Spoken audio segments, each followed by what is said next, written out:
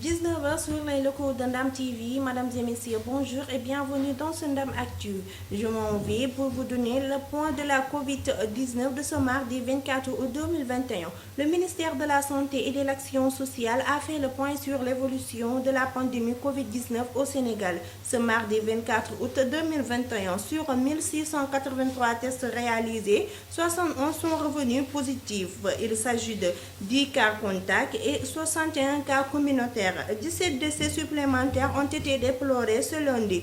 435 patients ont été déclarés guéris et 45 cas graves sont en réanimation. À ce jour, 72 086 cas ont été déclarés positifs au Sénégal, dont 58 424 guéris, 1694 décès et 11 964 patients sont sous traitement. Le préfet de Dakar ordonne à Bougane Gueye Dany de retirer ses affiches sous 24 heures.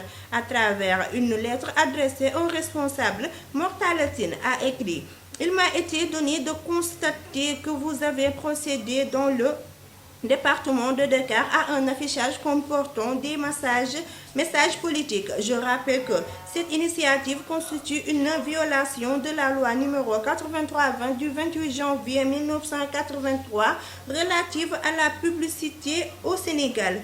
Selon le préfet, les affiches incriminées sont de nature à créer des troubles à l'ordre public à travers des actes de vandalisme. C'est sur ces entrefaits que le préfet de Dakar invite le leader du mouvement Gumsebop à retirer les affiches incriminées dans le délai de 24 heures à compter de la réception de la présente. À défaut, l'administration se réserve le droit de prendre toutes les dispositions nécessaires afin de procéder à vos frais et leur retrait. Élection locale. La caution fixée à 15 millions pour chaque type d'élection. Le montant de la caution en vue de la participation aux élections départementales et municipales est fixé à 15 millions de francs CFA pour chaque type d'élection, a annoncé le ministre de l'Intérieur dans un arrêté publié ce lundi. Ils informent que cette somme est réservée à la caisse des dépôts. Ils informent que cette somme est à verser à la caisse des dépôts et consignations pour chaque type d'élection. Et par chaque liste, quels que soient les membres du département et de commune où la liste de candidats est présente. Cette caution est déposée au nom d'un parti politique légalement constitué d'une coalition de partis politiques légalement constituée aussi d'une entité regroupant des personnes indépendantes, ajoute-t-il dans son document. Et en parlant à présent du sport.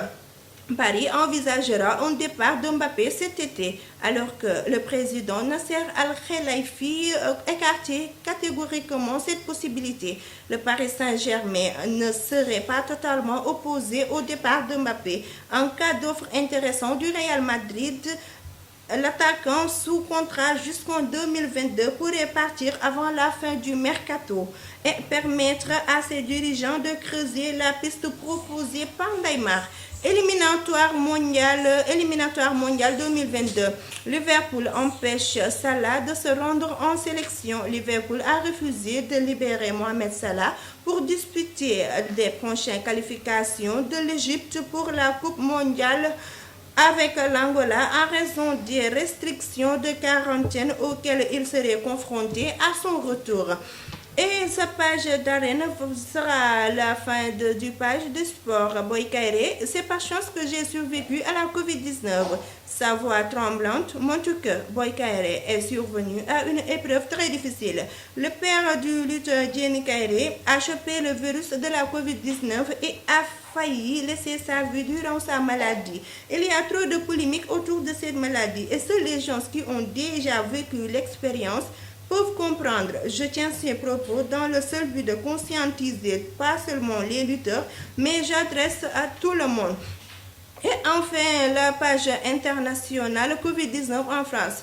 Une troisième dose de vaccin préconise pour les plus fragiles.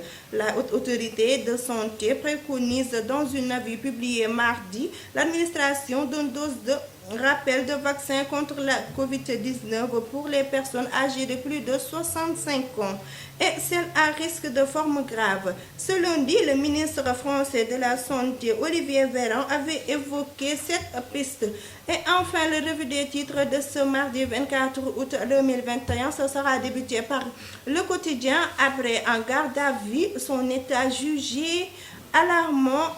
Élection locale, la caution fixée à 15 millions. Et l'éducation, les femmes décrochent 20% pour remédier contre les inondations dans les écoles. Vox Populi nous parle de Bougane Gueye qui tacle Antoine Diome. Le ministre de l'Intérieur vient de réduire la police sénégalaise à un rôle de coursier. Thierno Bocoum évente le deal de la bande des quatre. Rewmi Quotidien, encore le dictat des politiques, les sinistres de la banlieue en colère. Un plan de contingence et non un plan hors sec. 24 heures, nous dit Sonko, Khalifa et Karim à un point tournant. Docteur Cheikh Gueye, pourquoi je tiens le combat de Martha Gueye de Djambar? La réponse se trouve sur 24 heures. La Tribune, interrogation sur 782 milliards. Que dit des milliards engloutis dans un plan hors sec depuis 2012? Un audit exhaustif s'impose. L'entrée en jeu des corps de contre-fort. L'entrée en jeu des corps de contre fortement attendue. Une figure d'hier présente dans nos mémoires. Émilie Badiane, qui est-il? Nous pose le soleil. Et enfin, l'observateur diagnostique de concert des eaux accusés de vol de bijoux. Il massacre sa mère à coups de crosse de fusil. Et mesdames et messieurs, ça sera tout pour Sundam Actu. Avant de terminer l'édition, je vais vous donner le reportage du jour qui sera fait par Aïssatou Sissoko, qui consiste la mort de l'ancien président tchadien Hissène Habré. L'ex-chef d'État tchadien est décédé ce mardi 24 août à l'âge de 79 ans. Il avait été hospitalisé fin août à Dakar au Sénégal. Il purgeait sa peine de prison à perpétuité après avoir contacté le Covid-19. Aïssatou Sissoko, je la laisse développer. Hissène Habré, l'ex-président tchadien, est décédé à l'âge de 79 ans. L'ancien président tchadien Hissène Habré a été emporté ce mardi 24 août par le Covid-19 à l'âge de 79 ans. Il avait été admis aux urgences dans un hôpital à Dakar, Sénégal, suite aux complications liées au diabète et à l'hypertension selon des sources médiatiques.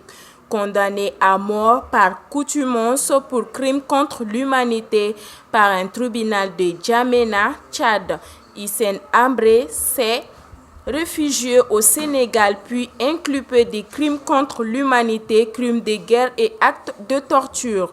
Le vieil homme à la barbichette blanche est condamné à la prison à perpétuité en appel en 2017. Suite au premier procès tenu en 2015 dans la capitale sénégalaise par une cour spéciale.